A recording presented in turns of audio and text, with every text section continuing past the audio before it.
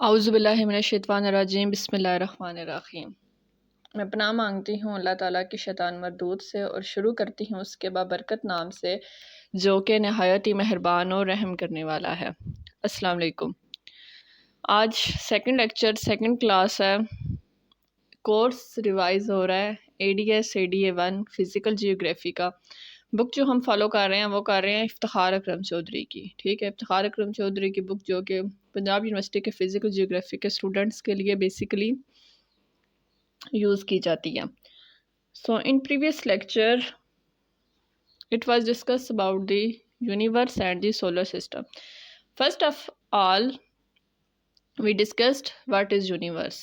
All the matters and non-matters things which existed in this world are known as universe. Everything included in this universe, like animals, humans, plants, trees, matters, non-matters things. Next thing was how this universe came into existence.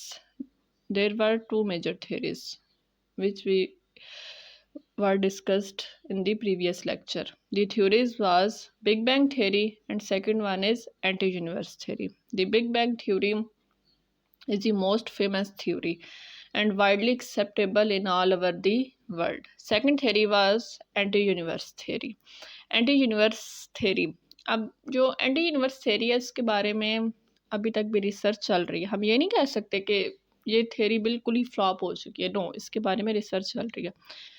Then discuss کیا گیا تھا نظام شمسی کے بارے میں۔ آج نظام شمسی کا سیشن ہی اسی کو ہم کنٹینیو کریں گے۔ پریویس لیکچر میں ہم نے 3 تھیوریز پڑھ لی تھی۔ وہ 3 تھیوریز کون سی پڑھی تھیں؟ لوئی بفنس theory, buyer لیپلس theory and Chamberlain and مولٹنس theory. آج نیکسٹ تھیوری ہے لٹلٹنس تھیوری۔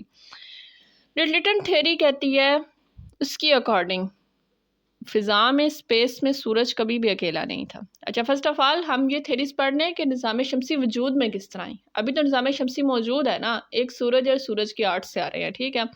اب ہم یہ چیز دیکھ رہے ہیں کہ بھائی نظام شمسی وجود میں کس طرح آئی ہے، اس کے بارے میں ہم لوگ تھیریز پڑھ رہے ہیں۔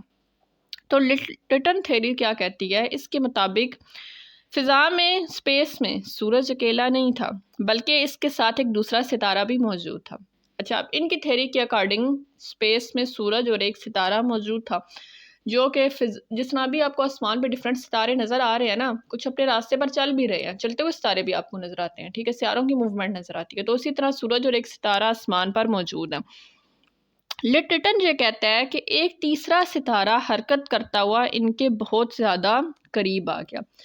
اب جب 2 سے 3 سیلیسٹیل باڈیز قریب آ رہی ہیں، آپ اس کے لیے نا لٹلٹن کی تھیوری سمجھنے کے لیے نا ذرا میگنٹس کو مائنڈ میں لائیں، ٹھیک ہے۔ 2 سے 3 میگنٹس موجود ہیں، آپ ان تینوں میگنٹس کو ایک دوسرے کے قریب کریں، ہر ایک میگنٹ دوسرے میگنٹ کو اپنی طرف پل کرنے کی کوشش کرے گا۔ کیوں کرے گا؟ بیکاز ہر ایک کی پلنگ پاور موجود ہے۔ تو اسپیس میں آپ نے ایک یہ چیز لازمی یاد رکھنی ہے، جتنی بھی سیلیسٹیل باڈیز ہیں، ہر سیلیسٹیل باڈیز کی پلنگ پاور تو موجود ہے۔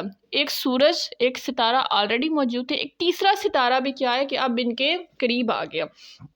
اب جب تیسرا ستارہ ان کے قریب آ گیا تو دونوں کی سطح پر، سورج کی سطح پر بھی اور جو آپ کا دوسرا ستارہ تھا اس کی سطح پر بھی ابار پیدا ہونا شروع ہو گیا۔ ابار کیوں پیدا ہونا شروع ہو گیا؟ کہ وہ ستارہ میں بھی ہو سکتا ہے ان کے مڈ میں موجود ہو، مڈ میں موجود ہونے کی وجہ سے سورج اور دوسرے ستارے کو، یعنی کہ 1 اور 2 کو، وہ جو تھرڈ ون ہے، پل کرنے کی کوشش کر رہا ہے۔ اب اس سے کیا ہونا شروع ہو گیا کہ ان کے درمیان جو کچھ میٹر تھا نا، میٹر کیا ہونا شروع ہو گیا؟ تیسرے ستارے کی طرف پل کرنا شروع ہو گیا۔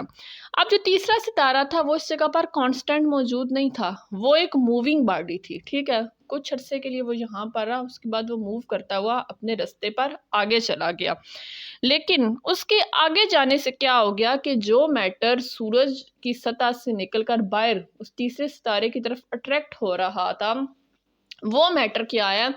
وہ میٹر تیسرے ستارے کے گزر جانے کے بعد سورج کے ارد گردی راؤنڈ لگانا شروع ہو گیا اور اس نے کیا ہے کہ سیاروں کی شکل اختیار کر لی۔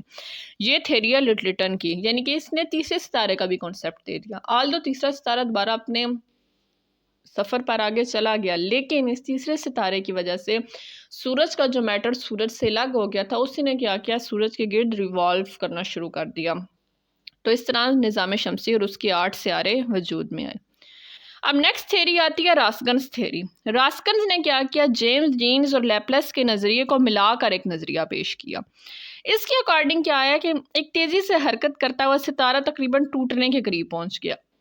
اچھا، جو ستارے ٹوٹنے کا کانسیپٹ ہے، یہاں پر یہ ماڈرن کانسیپٹ نہیں لینا شروع کر دیں۔ ماڈرن کانسیپٹ میں یوزلی موویز وغیرہ میں دکھایا جاتا ہے جس ستارے ٹوٹ جاتے ہیں۔ ہم نے جب کائنات کے آغاز کی بات کرنی ہے تو کائنات کے آغاز کی جو ساری تھیریز ہیں وہ صرف نظریات کی بیس پر ہے، ایک پریڈکشن ہے، ایک ازمپشن ہے کہ ایسا ہو سکتا ہے، ایسا کبھی ہوا ہوگا، یہ چیزیں 100% نہیں ہیں۔ تو راسکن کیا کہتا ہے کہ ایک تیزی سے حرکت کرتا ہوا ستارہ تقریباً ٹوٹنے کے قریب پہنچ گیا، تو اسی اسنا میں دوسرا ستارہ اس کے قریب آ گیا۔ ایک ستارہ بالکل ٹوٹنے لگا تھا، ڈائنگ سٹار تھا، وہ مر رہا ہے، اس کے قریب ایک دوسرا سیارہ آ گیا۔ اب جب وہ دوسرا سیارہ اس کے قریب آ گیا، دوسرے سیارے کے قریب میں آ جانے سے اگین کیا ہے کہ ایک اتار چڑھاؤ والی فیلنگ پیدا ہو گیا۔ دونوں سیلیسٹیکل باڈیز پاس ہیں، دونوں سیلیسٹیکل باڈیز ایک دوسرے کے میٹر کو کھینچنے کی کوشش کر رہی ہیں۔ اب جب دونوں ایک دوسرے کے میٹر کو کھینچنے کی کوشش کر رہی ہیں تو اس میں بھی کیا ہے کہ جو ایک مین باڈی ہے اس نے سورج کی شکل اختیار کر لی ہے، جبکہ جو باقی میٹر ہے جو کہ مین باڈی سے الگ ہوا اس نے اگین کیا ہے کہ سیاروں کی شکل اختیار کر لی ہے۔ ٹھیک ہے، یہ تھا راسکن کا نظریہ۔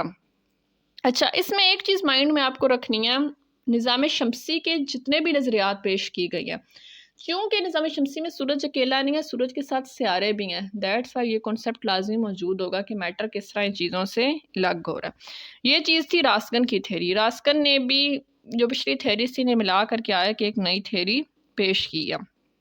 اب ان نظریات پر ڈیفرنٹ کرٹیسزم بھی ہوئے۔ کرٹیسزم کیوں ہوئے؟ کرٹیسزم اس لیے ہوئے کہ کسی بھی پرسن نے یہ نہیں بتایا کہ یہ جو سیارے ہیں یہ آربیٹل شیپ میں کیوں موو کرنا شروع ہو گئے، یہ سیارے سورج کے ارد گرد کیوں شیپ کرنا شروع ہو گئے، کیوں راؤنڈ لگانا شروع ہو گئے، کسی اور جگہ پر کیوں نہیں چلے گئے۔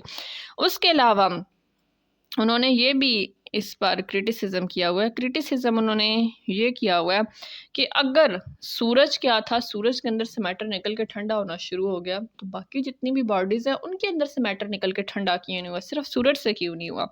اینی ویز یہ ڈفرینٹ چیزیں ہیں، یہ تنقید ہے جو کہ بہت ٹائم سے چل رہی ہے، مزید چلتی بھی رہے گی، لیکن فی الحال صرف یہی تھیریز ہیں جو کہ نظام شمسی کے بارے میں بیان کرتی ہیں۔ اب نیکسٹ ہمارا ٹاپک آتا ہے پلینٹس آربٹ، سیاروں کے مدار۔ اب سیارے بھی وجود میں آ گئے ہیں۔ اب ہم نے یہ دیکھنا ہے کہ سیارے سورج کے گرد چکر کس طرح لگاتے ہیں۔ چکر ان سینس لگانا کہ آپ کسی بھی ایک جگہ سے دوسری جگہ جا رہے ہیں نا، فار ایگزامپل آپ اپنے گھر سے کالج جا رہے ہیں، ٹھیک ہے، گھر سے کالج جانے کے لیے آپ کو 2 سے 3 ویز لگتے ہوں گے۔ ایک وے شاید بالکل سیدھی روڈ ہوگی، ایک وے ایسا ہوگا ٹرن لیتا ہوگا، ٹھیک ہے، اب ڈفرینٹ ویز کراس کرتے ہوئے جاتے ہیں نا۔ تو اسی طرح جو سورج ہے، اب سورج کے گرد جو مدار ہے، مداروں کے گرد سیارے چکر لگاتے ہیں۔ تو اب ہم نے یہ چیز دیکھنی ہے کہ سورج کے آس پاس جو سیارے چکر لگا رہے ہیں وہ کس طرح کے مدار میں چکر لگا رہے ہیں۔ اچھا، فرسٹ آف آل مدار کیسے کہتے ہیں، آربٹ کسے کہتے ہیں؟ Orbit is a way in which any planet surrounds around the sun، یعنی کہ آربٹ وہ وے ہے کہ جس میں کوئی بھی سیارہ سورج کے گرد چکر لگاتا ہے۔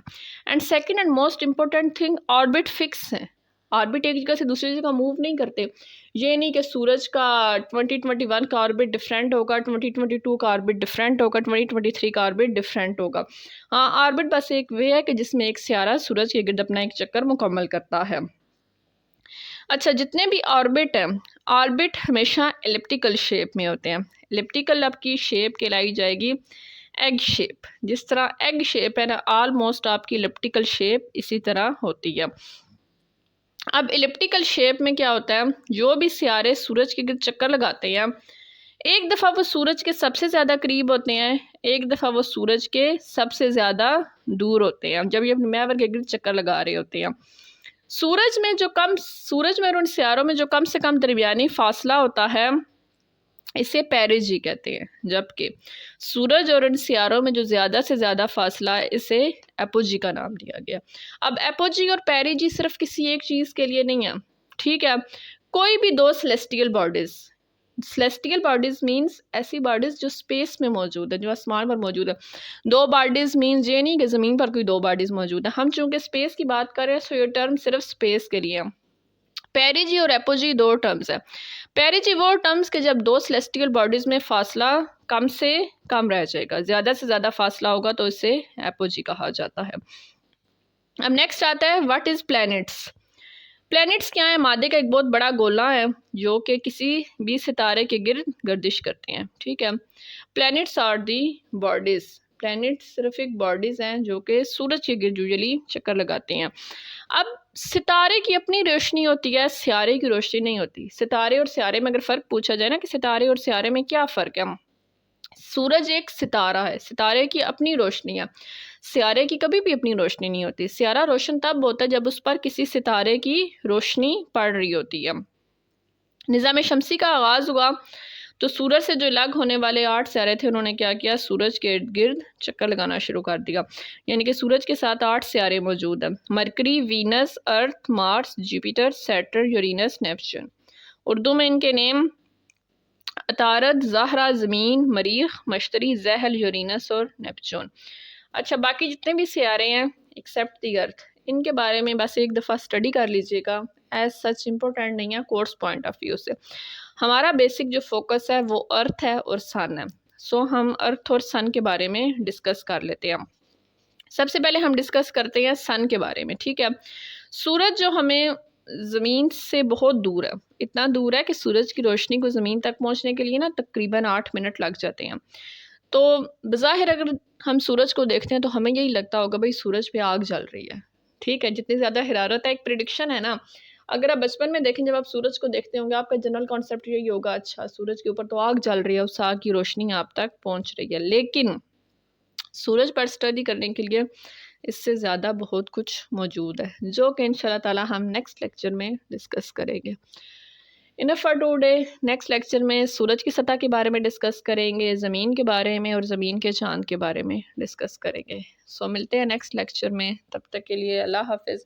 اپنا بہت سارا خیال رکھیے گا. کسی بھی جگہ پر کوئی بھی کیوری ہے، کوئی بھی چیز سمجھ میں نہیں آ رہی تو وہ آپ پوچھ سکتے ہیں. آلدو آج کا لیکچر بہت شارٹ ہے، لیکن شارٹ لیکچر صرف اس لیے کہ تھیریز تک کا کانسیپٹ ختم ہو جائے، کلیئر ہو جائے. باقی چونکہ نیا ٹاپک سٹارٹ ہوگا سورج کی سطح کے بارے میں، وہ انشاءاللہ تعالی ہم نیکسٹ لیکچر میں ڈسکس کریں گے. تب تک کے لیے اللہ حافظ.